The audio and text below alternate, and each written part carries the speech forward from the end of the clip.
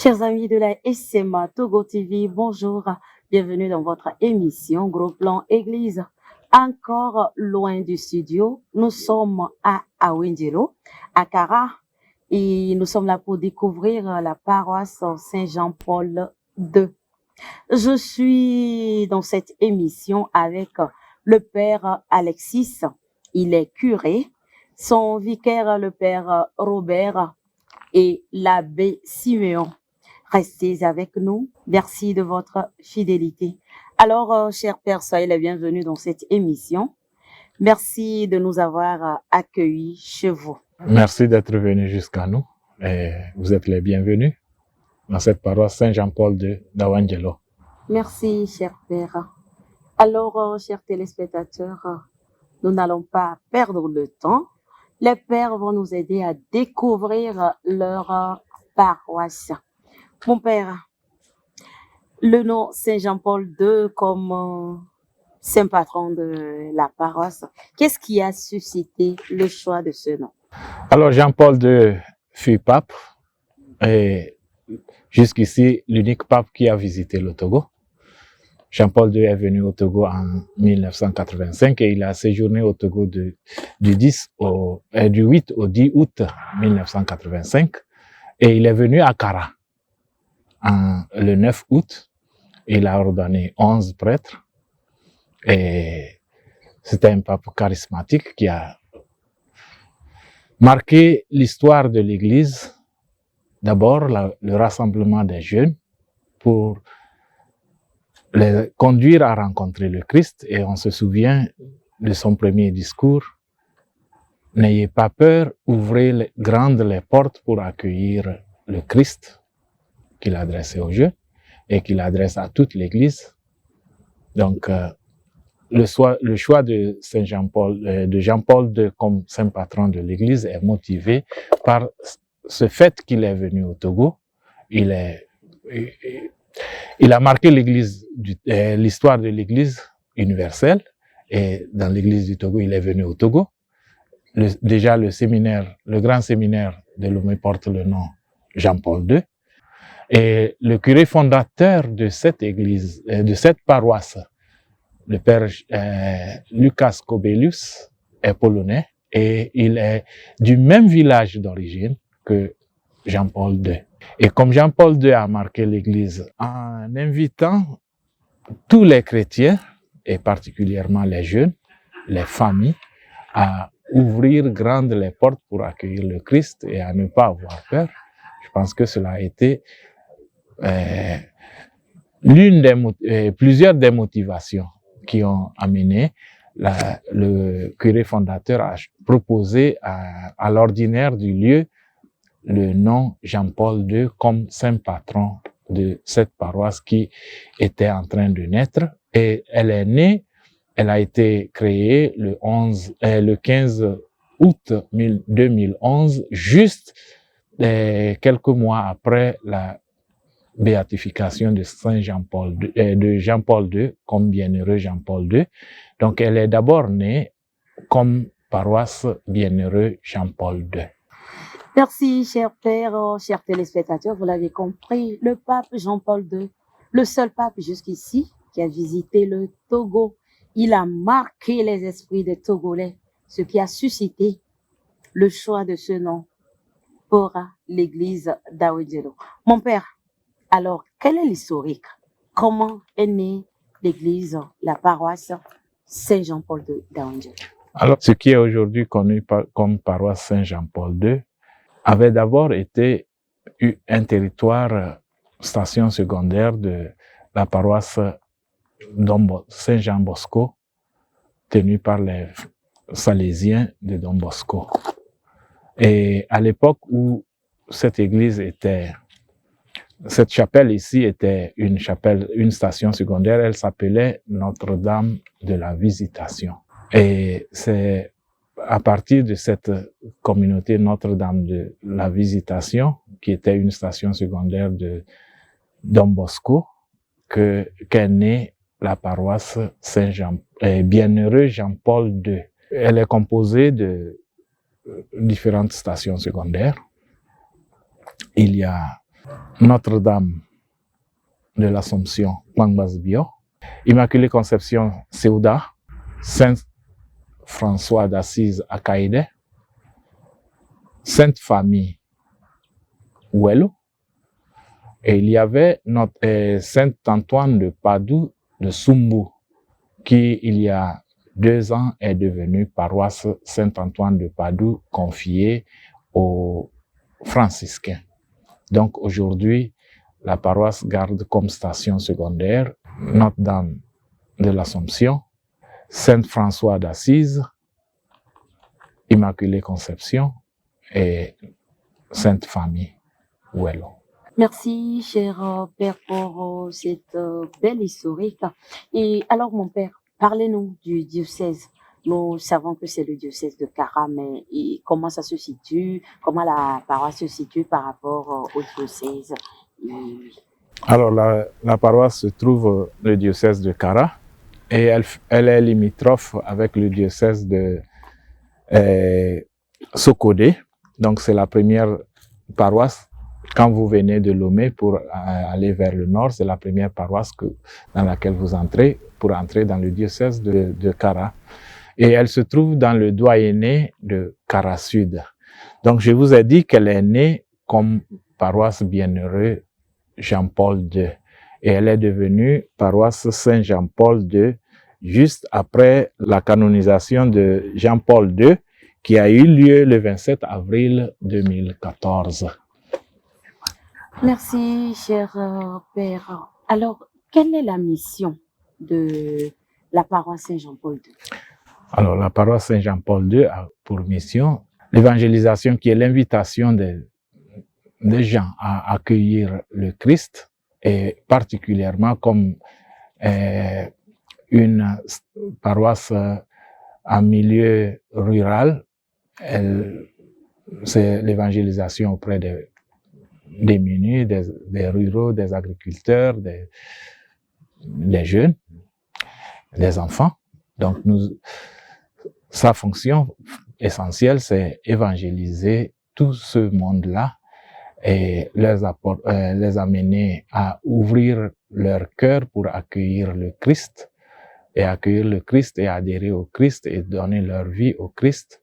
Ce type d'évangélisation correspond vraiment à la mission et au charisme de la Société des missions africaines, qui est l'évangélisation des plus abandonnés, des pauvres, des démunis, et la formation intégrale humaine qui implique, oui, l'évangélisation et le développement, la formation. Et dans cette paroisse, nous le faisons à travers l'engagement auprès des démunis, des agriculteurs, des éleveurs, des plus démunis, des pauvres, et la formation des jeunes à travers la présence au lycée et auprès des jeunes pour les accompagner et les aider à prier et les accompagner dans leurs études. Une présence au lycée et puis une présence sur la paroisse à travers la bibliothèque. Et nous donnerons l'occasion à Monsieur l'abbé Siméon, qui est vraiment animateur de cet aspect de la pastorale, de nous donner un peu plus de précision et d'éclaircissement. Et au niveau de l'accompagnement des adultes, il y a la famille Kolping qui accompagne les agriculteurs, les éleveurs et les petits commerçants. Merci, cher père curé. Monsieur l'abbé, nous tournons vers vous pour les détails qui vont nous aider à mieux comprendre cette mission avec les jeunes, comment vous faites l'accompagnement et comment ça se passe. Alors, merci beaucoup. Comme l'a dit tout à l'heure le père, nous sommes présents au lycée pour l'accompagner les jeunes, les élèves, les lycéens. Et ce que nous faisons là-bas, principalement, c'est d'abord aider les élèves à rencontrer le Christ. À rencontrer le Christ à travers les prières que nous organisons chaque matin. C'est-à-dire chaque matin, de 6h15 à 6h30. Et au cours de la prière, nous essayons de lire soit l'évangile du jour ou le test de l'aude de ce jour et tout autre test que nous essayons de commenter ensemble et prier maintenant avec ce test. Et pour la prière, ce n'est pas seulement les catholiques. Nous avons les musulmans comme les évangéliques, d'abord qui sont en grand nombre. Donc, l'objectif là-bas, c'est de conduire ceux que nous rencontrons là-bas à la rencontre du Christ. Et à force de se familiariser avec eux, nous les attirons graduellement à non seulement venir connaître l'église ici, mais aussi à venir étudier ici. Et comme l'a déjà dit le Père, nous avons la bibliothèque ici et nous avons des espaces d'études comme les apatams là-bas, y compris aussi la salle paroissiale. Et nous sommes dans un milieu où beaucoup d'élèves ou parents d'élèves n'ont pas des endroits propices où l'on pourrait étudier. Donc ici, se prend donc comme un endroit déterminant ou propice pour les gens de venir étudier. Et nous, toutes religions confondues, les gens viennent étudier ici chaque soir. Et nous avons la bibliothèque qui est à leur disposition. Ils viennent et puis pour prêter des livres, mais c'est consultation sur champ. Ils consultent sur le champ et puis dans les études, s'ils ont des difficultés aussi, nous essayons de voir comment les aider aussi et les accompagner. Et en plus de cela, nous essayons aussi de les accompagner sur le plan moral. Sur le plan moral, parce que nous sommes dans un monde où il y a trop de dérives. On essaie aussi de leur donner les conseils nécessaires, de leur faire les remontrances pour qu'ils sachent comment évoluer, comment se comporter dans la société. Donc, c'est basiquement ce que nous faisons. Quand on parle du lycée aussi, à la bibliothèque et la salle paroissiale aussi. Merci beaucoup. Merci, Monsieur l'abbé, pour ces précisions. Alors, la paroisse Saint-Jean-Paul II, comment fonctionne-t-elle? Et est-ce que vous aviez une équipe qui vous aide dans cette mission? Ou bien, bon, puisque vous êtes le clergé, vous gérez tout seul? Bon, je disais que la paroisse est dirigée par une équipe pastorale composée d'un curé, moi-même, le père Alexis Bassoma, et d'un vicaire, le père Robert Diemkwap, et de monsieur l'abbé Simeon Tonou, qui est stagiaire. C'est l'équipe pastorale. Et cette équipe pastorale est aidée dans ses tâches pastorales par les catéchistes. Et puis, il y a un conseil pastoral, paroissial. Et puisque la paroisse est organisée en station secondaire et puis la station principale, et puis les CCB, chaque station foraine a des CCB qui ont des responsables. Donc, il y a à Wangelo ici, qui est la paroisse mère, il y a 6 CCB, puis chacune de ces stations est aussi comprend des communautés de base ou appelées CCB. Et puis, il y a les groupes de prière ou de dévotion dans chaque station qui ont des responsables. Et chacun de ces responsables-là, ensemble avec les responsables des CCB, entre à former le conseil pastoral paroissial. Donc, c'est toute cette équipe-là qui aide l'équipe pastorale dans le gouvernement, l'organisation et la vie pastorale de la paroisse. Merci mon père et chers téléspectateurs, vous l'avez écouté, tout comme moi. On sent que ici, la gestion de la paroisse se fait collégialement avec les fidèles qui aident l'équipe sacerdotale à mieux mener cette mission. Cher père, la paroisse compte aujourd'hui combien de mouvements, combien d'associations et comment ça se passe? On a une seule chorale sur la paroisse, la chorale Sainte Trinité. On a un groupe de renouveau charismatique, le groupe de servants d'hôtel, la Légion de Marie, et puis le mouvement paroissial des jeunes,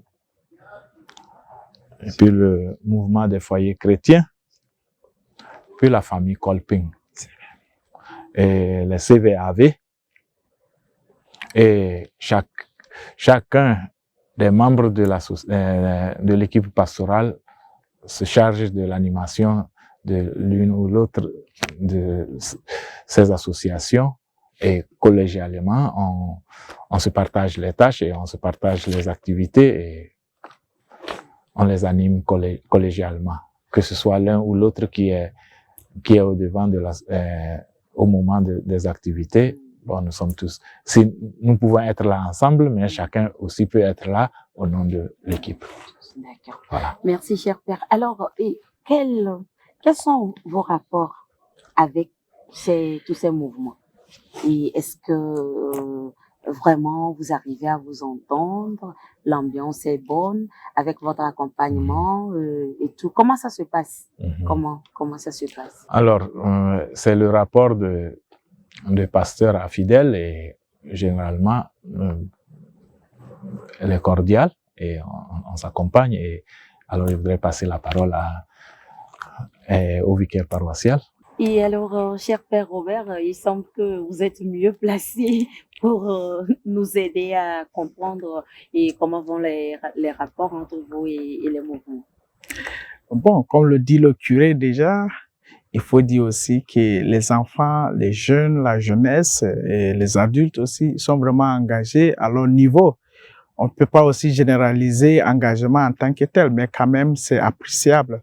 Et quand on regarde notre rapport aussi avec les fidèles, il faut dire quand même que nous sommes là, on est disponible toujours pour nos fidèles. Et puis, ça fabrique, ou bien ça permet à ce que les fidèles nous rapprochent facilement. Donc, notre rapport, c'est celle qui est construite sur la convivialité, la simplicité dont la SMA aussi nous habite, ou bien nous construit au-dessus.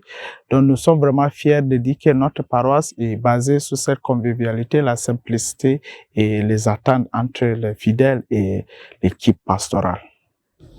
Chaque année, les paroisses, ou soit chaque paroisse retient un thème pastoral et autour duquel il essaie de travailler et de faire intégrer les fidèles tout au long de l'année. On voudrait savoir à Saint-Jean-Paul II, quel est le thème pastoral de l'année et quelles sont les stratégies que vous mettez en place pour faire adhérer les fidèles à ce thème pour qu'il ait son effet à la fin de l'année pastorale. Dans le diocèse de Kara, le thème pastoral est d'abord diocésain. Nous venons de sortir d'un triennal où le thème pastoral était centré sur les jeunes. Et à partir de cette année, c'est la liturgie comme moyen et expression de la communion ecclésiale. Et alors, comme moyen pour le mettre en place, pour amener les fidèles à y intégrer, dans chaque paroisse, il faut améliorer la célébration et la participation des fidèles à l'Eucharistie, aux célébrations liturgiques et paraliturgiques. Merci, cher Père. Et alors, la foi, on l'apprécie à travers les œuvres, dit-on. Mais ici, à Awindjelo, comment peut-on qualifier le niveau de la foi des fidèles? Oui, le niveau de la foi des fidèles est en croissance. Donc, ça veut dire qu'on rencontre, on rencontre des défis, mais on rencontre aussi un engagement déterminé à la soif de connaître le Christ, la soif de construire une communauté paroissiale où nous sommes tous frères et sœurs cheminant, marchant sur le même chemin de la fraternité, de la communion. Merci, cher Père, pour tout ce que vous faites. Et alors, qu'est-ce qui fait la particularité de la paroisse Saint-Jean-Paul? Alors, un aspect de sa particularité, c'est que c'est une paroisse très jeune. Je viens de vous dire qu'elle a été érigée en 2011. Et une paroisse très jeune, elle est constituée essentiellement de jeunes, de petits-enfants. Et quand nous regardons dans toutes nos communautés, les communautés sont essentiellement constitués de petits-enfants, de jeunes et de femmes. Mon père, est-ce qu'on a oublié quelque chose qui vous tient encore à cœur? Ce qui nous tient à cœur, c'est de faire le lien entre grandir comme personne humaine et grandir comme chrétien, de faire le lien entre ces éléments-là pour que ce ne soit pas distingué. Et en fait, dans la prière du Togo pour la paix, on dit, on parle de la construction de la cité en marche vers la cité céleste. Donc, l'effort pour que nous nous reconnaissions vraiment comme frères et sœurs, c'est le même Christ et c'est le même esprit qui est mis dans le cœur de chacun et chacun chemine et accomplit sa part en fonction de son état de vie. Merci, cher père Alexis, cher père Robert et l'abbé Siméon. Mais avant de nous séparer, vous allez au moins nous laisser un mot de la fin. Donc, comme je disais, nous disons un grand merci à la TV SMA, leur émission, qui sont venus aujourd'hui à Awangelo, un milieu rural, pour faire parvenir la bonne nouvelle au monde entier et aussi voir comment nous vivons dans notre petite réalité, malgré notre fragilité. Mais nous faisons notre effort quand même pour proclamer le Christ vivant, malgré notre faiblesse. Merci. Alors, permettez-moi d'emprunter quelques mots du Père Vicaire, tout en vous disant simplement merci. Merci beaucoup pour votre présence, parce que votre présence nous a permis de faire connaître notre paroisse à la face du monde. Désormais, les gens d'un peu partout pourront dire qu'ils ont une idée de la paroisse Saint-Jean-Paul de Awangelo à Kara. Et nous vous disons un grand merci et que le Seigneur même se montre reconnaissant envers vous. Merci beaucoup. Merci, cher père. Merci, chère famille téléspectateurs. Et cette paroisse, aussi jeune que soit-elle, elle a marqué les esprits, elle a marqué certains fidèles. Maintenant, nous allons vous laisser le plaisir de suivre le témoignage de certains fidèles.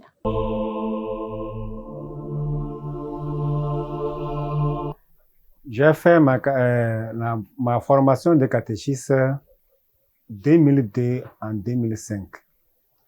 Et c'était sous la paroisse Saint-Jean-Bosco de Kara Sud. Et puis, j'ai servi dans la communauté de la Sainte Famille de Welu, qui était toujours dans la paroisse de Saint-Jean-Bosco. Et puis, en septembre 2009, bon, il y avait un problème de catéchisme dans la communauté d'Awangelo, que le catéchiste avait, bon, quelques problèmes et puis on a essayé de m'envoyer pour que je dirige la communauté avant que s'il soit établi, on va le ramener à sa place. Et puis je suis arrivé ici en septembre 2009. Aussitôt en octobre, l'évêque Jacques Tankalonga a dit que bon, la communauté d'Awangelo que devienne une paroisse. Bon, et puis il a érigé ça en paroisse.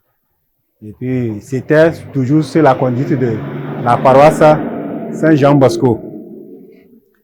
Et puis j'ai commencé à travailler avec le père Lucas, quand on a envoyé le père Lucas comme administrateur, mais c'est toujours sur la conduite de paroisse Saint-Jean-Bosco. Et puis en 2010, aussitôt quand le père Lucas est arrivé, on a commencé à construire le presbytère pour les prêtres. Et puis, aussitôt finir le presbytère en 2011, le 25 août, non, le 15 août plutôt, le 15 août 2011, l'évêque a érigé ça vraiment que c'est devenu paroisse. Et c'est donc, je suis toujours ici. Et puis, j'ai servi le père Lucas. Le père Lucas, il est arrivé vraiment comme un prêtre missionnaire SMA. Il a travaillé vraiment. Puisque c'est avec lui qu'on a commencé à construire le presbytère. Avec lui, il a construit l'église. Puis quand il est arrivé, il y a une petite chapelle, il y a une chapelle qui est en haut ici, qui est devenue la salle paroissiale. On a travaillé, il a construit l'église. Et puis, je ne sais, bon, j'ai oublié un peu la date de la consécration, mais ça doit être en 2017. Mais c'est un 25 février en 2017 qu'on a consacré l'église là. Bon, c'est très, moi je dis que avec SMA, moi je ne sais pas comment SMA a travaillé, hein, mais je ne sais pas, mais quand Lucas est arrivé, il a pris comme saint patron Saint Jean-Paul II. Moi je pense que c'est Saint Jean-Paul II qui a travaillé comme ça pour lui. Et puis directement, puis c'est une paroisse qui vient de naître et immédiatement construit. Et puis on a consacré cette église là. C'est très magnifique. Et puis on nous a amené le curé Alexis, toujours SMA, qui continue de travailler avec nous pour que je puisse vraiment souvenir, hein, de la société SMA. Puis c'est en partant, il a fait un forage dans mon quartier, que je profite pour boire l'eau avec mes populations qui m'entourent. Et tout le monde était très content. Bon, excusez-moi un peu si je demande cette question bête. Je sais que SMA travaille bien. Il travaille bien. Mais mon inquiétude, selon ma foi, pourquoi le fondateur même de SMA n'est pas encore canonisé? C'est pourquoi? C'est parce que on ne travaille pas bien comment? Mais je vois que les SMA travaillent bien. Mais pourquoi leur fondateur n'est pas? Pourquoi l'église ne voit pas les œuvres vraiment des SMA? Est-ce que quand la congrégation travaille, est-ce que c'est pas leur propre ou bien c'est pas l'intercession de leur fondateur? Il faut que l'église reconnaisse ça vraiment, pour au moins, voilà, canoniser notre saint patron. Ce qu'on a vu, le SMA aide beaucoup. Il cherche aussi à voir celui qui est dans le trou profond pour lui faire sortir dans la miséricorde. Sinon, ma foi, c'est l'évangélisation. Ainsi s'achève cette émission, chers téléspectateurs. Merci de votre fidélité. Merci à toute l'équipe de la réalisation. À très bientôt pour un nouveau numéro de votre émission Gros Plan Église. La vie est très courte et très belle. Rions beaucoup et prenons soin de nous.